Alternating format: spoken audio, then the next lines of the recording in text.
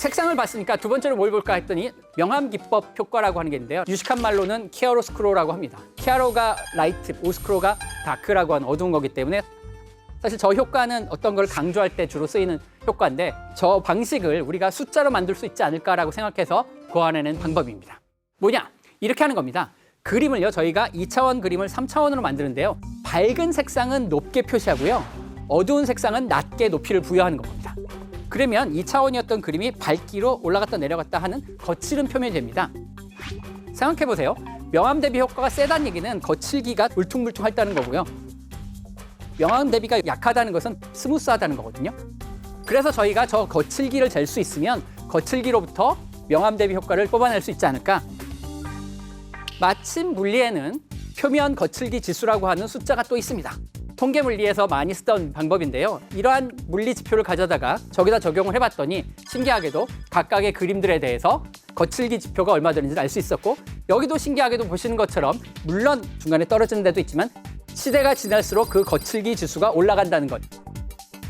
즉 저걸 해석하면 뭐냐면 시간이 지나면 지날수록 명암 대비 효과, 키아로스크로라고 하는 기법이 많이 쓰인다는 거거든요. 왜냐하면 아시다시피 사람들은 자극에 둔해지기 때문에 점점 더 센 자극이 필요한 겁니다. 그러니까 명암 대비 효과를 처음에는 조금 써도 사람들이 인정을 했는데 강조를 하다 보면 명암 대비 효과가 세질 수밖에 없고 이게 수치로 나타나는 겁니다.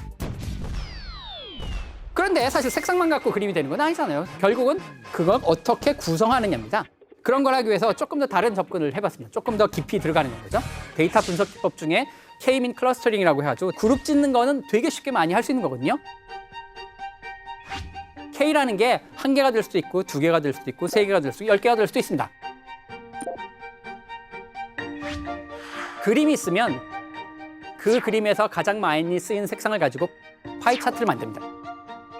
예를 들어 볼까요? 반 고어의 그림을 가지고 여기서 가장 많이 쓰인 색상을 가지고 파이 차트를 만듭니다.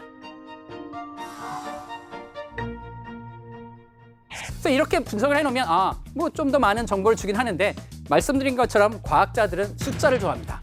그래서 저거를 숫자 하나로 나타내고 싶은데 어떤 숫자를 부여할 게 없는가? 저 파이 차트가 보여주는 게 뭐냐면 대비되는 색상이 많이 쓰였고 비슷한 색상이 조금 쓰였고 그런 걸 판단할 수 있습니다. 그게 소위 말해서 컨트라스트거든요. 색상 대비 효과라고 하는 건데 저 색상을 알기 때문에 저희가 뭘 할 수 있냐면 이거는 RGB는 아니고요. CI 랩 스페이스라고 해서 저게 우리가 인지했을 때 보는 사람이 생각하기에 멀다고 느껴지는 색상을 배치한 좌표인데요. 색상 공간에서 이 두 색깔 사이의 거리를 계산하면 평균 거리라는 걸 계산할 수가 있습니다. 저기서 두 색상의 거리의 가중치 평균을 계산을 하면 컨트라스트라고 하는 것을 숫자로 만들 수가 있게 됩니다. 대표적인 예제가 여기 있는데요. 보시는 것처럼 점진적으로 변하는 것보다 스무스하게 변했을 때 컨트라스트가 세고요. 흐리멍텅하게 변하는 것보다 강렬하게 변할 때 컨트라스트가 세게 나오는 게 당연한 겁니다. 왼쪽 그리면 컨트라스트가 낮아 보이고 오른쪽 그림은 세 보이잖아요. 그게 숫자로 정의가 된다는 거죠. 그냥 느낌적인 느낌이 아니라 숫자로 만들 수가 있다는 거죠. 이게 아까 보여드린 여인들의 초상화에서 숫자가 나타나는 겁니다. 칼라 컨트라스트를 시대별로 보면 신기하게도 여기도 증가를 합니다. 이것도 비슷한 식으로 이해할 수 있습니다. 컨트라스트가 점점 세지는 거죠. 왜냐하면 사람들은 더 센 자극을 원하기 때문에. 그래서 여기서도 그러한 특징을 알 수 있습니다. 그러면 아주 초보적인 수준에서 제일 먼저 할 수 있는 게 뭘까를 생각을 해봤습니다. 구성 비율입니다. 황금 비율이란 말 들어보셨죠? 산수로 말씀을 드리면 유클리드가 이제 처음 얘기를 했는데요. 사각형 2개가 등장을 합니다. 직사각형에서요. 긴 변의 길이와 짧은 변의 길이가 중간에 나눈 A 대 B, 긴 선분을 나눈 비율과 똑같아졌을 때, 즉 A 플러스 B 대 A가 A 대 B가 되는 그 비율을 황금 비율이라고 합니다. 계산을 하면 0.618 대 0.382로 나누는 게 거기가 황금 분할이 되는 겁니다. 이게 멋있다라고 알려져 있거든요. 그래서 사람들이 많이 분석을 했습니다. 보시는 것처럼 파르테논 신전에서 황금 비율이 존재를 하고 그다음에 모나리자도 보면 모나리자는 어마어마합니다. 무슨 모든 게 다 황금입니다. 근데 좀 이상하지 않습니까? 생각을 해보시면 이게 코는 왜 여기서부터 잡고 인중은 왜 여기서부터 잡고 맞추려면 코에 걸면 코걸이, 귀에 걸면 귀걸이 아닌가? 황금이라는 것에 뭔가 약간 의구심이 들지 않습니까? 과연 세계의 예술가들은 정말로 황금 비율을 사랑했을까요? 그 역시 데이터로 답을 알아낼 수가 있습니다. 그림을 나누었을 때 가장 많은 정보를 구분해낼 수 있는 선을 구한다고 생각하시면 됩니다. 선을 긋는 거를 기계적인 방법으로 사람이 주관이 안 들어가게 긋는 방법을 만들어내고요. 그래프에서 보시면 가장 높은 정보를 뽑아내는 점이 딱 존재하거든요.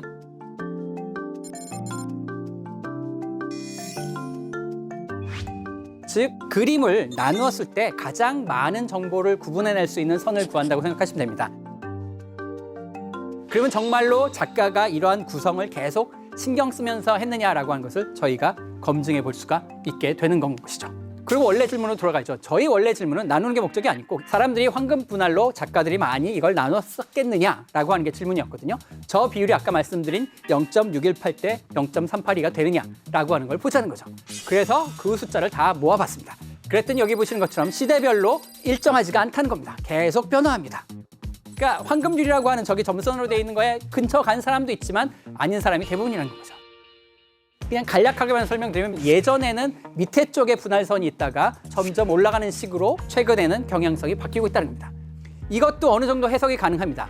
아시다시피 옛날에는 하늘을 숭배하고 신을 섬겼기 때문에 하늘의 비중치가 큰 겁니다. 하지만 이제 인본주의가 되기 시작하면서 땅에 대한, 사람에 대한 관심이 많기 때문에 하늘이 줄어들고 땅이 늘었다라고 생각을 하셔도 됩니다.